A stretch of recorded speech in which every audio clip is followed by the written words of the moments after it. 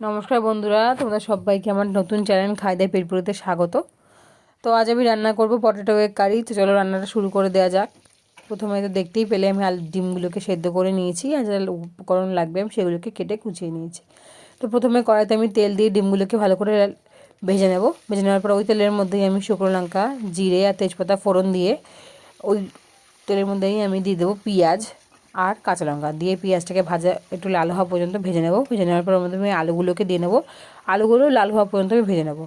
ভেজে নেওয়ার পর ওর মধ্যে আমি দেবো টমেটো দেওয়ার পর দেবো আমি মশলাটা, যে মশলাটা আমি বানিয়ে রেখেছি, ধনে, জিরে আর আদা তিনটেকে আমি পেস্ট করে রেখেছি মিক্সিতে। তো সেই পেস্টটা আমি দিয়ে দেবো। দিয়ে দেওয়ার পর আমি ওর মধ্যে দেবো লবণ আর হলুদ দিয়ে ভালো করে অনেকক্ষণ ধরে কষাতে হবে। কষিয়ে তারপর ওর মধ্যে আমি দিয়ে দেবো চিকেন কারি মশলা দিয়ে, আর যেই মশলাটা আমি বানিয়ে রেখেছিলাম ওর মধ্যে আমি একটু জল দিয়ে একটু আমি মশলা ধোয়া জলটা ওর মধ্যে দিয়ে দিলাম। দিয়ে অনেকক্ষণ ধরে কষাতে হবে। যেহেতু আমি রান্নাটা কারি রান্না করছি, তো অনেকক্ষণ ধরে কষাতে হবে। দেবো কষাতে তেল একদিকে জল একদিকে, মানে তেল একদিকে আর মশলা একদিকে হয়ে যাবে। তখনই বুঝতে পারবে যে আমার মশলাটা কষানো অনেকটা কমপ্লিট। তো চলো, মশলাটা যতক্ষণ কষানো হচ্ছে ততক্ষণ আমি ধরে আরেকটা কথা বলে দিই। তোমার কোথা থেকে আমার ভিডিওটা দেখছো প্লিজ কমেন্ট করে জানিও, যাতে পরের ভিডিওতে আমি তোমাদের সবাইকে থ্যাংক ইউ জানাতে পারি। তো চলো, এবার মশলাটা কষানো হয়ে যাবে।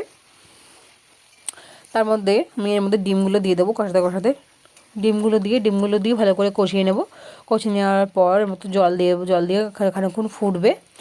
ফোটার পর আমি এর মধ্যে দিয়ে দেবো, যখন জলটা একটু ফুটে একটু কমে আসবে তখন ওর মধ্যে আমি দিয়ে দেবো ধনে পাতা দিয়ে খানিকক্ষণ নাড়িয়ে চাড়িয়ে এর মধ্যে আমি দিয়ে দেবো গরম মশলাটা দিয়ে। তারপর দেখো আমার এই ডিমের ঝোল রেডি, কী সুন্দর হয়েছে। তো চলো আমি ভাত বেড়ে নেবো। ভাত বেড়ে নেওয়ার পরে আমি রাহুলকে জিজ্ঞেস করবো রাহুলকে কেমন। অল্প একটু ডিম নেব ভেঙে, একটু ঝোল দিয়ে আলু দিয়ে মেখে ডিমটা ভেঙে নিয়ে রাহুলের গালে দেবো। রাহুল কেমন হয়েছে খেতে? দারুন। Thank you.